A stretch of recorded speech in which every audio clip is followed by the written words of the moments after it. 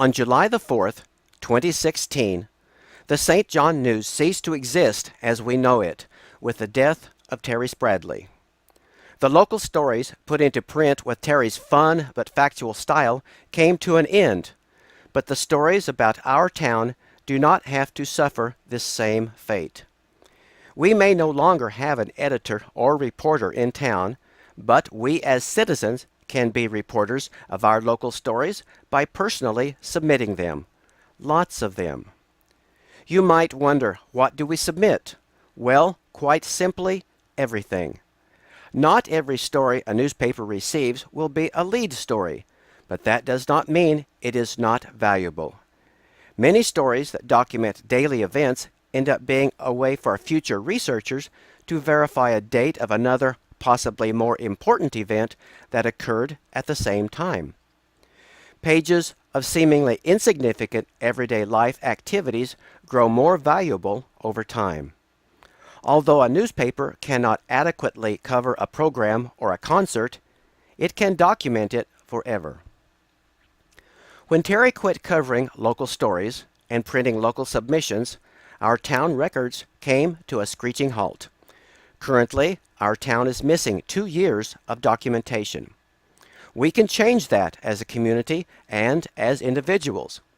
We have many wonderful stories to tell about our youth and our seniors, our churches and our schools, and our clubs and our activities. All of these things can be submitted with pictures to the Pratt Tribune to be printed in the St. John News. When Dina Sattler, editor and publisher of the Garden City Telegram, was in our studio last month, I mentioned our need for a lot more news feeds since we were rekindling our local channel. She replied the paper as well needed more news feeds. There is no such thing as too many submissions. The more the Pratt Tribune receives, the more stories its editors will have to spread out over weeks rather than days, making our local paper fun to read again. The more submissions, the more stories. The more stories, the more subscriptions. The more subscriptions, the more advertisers.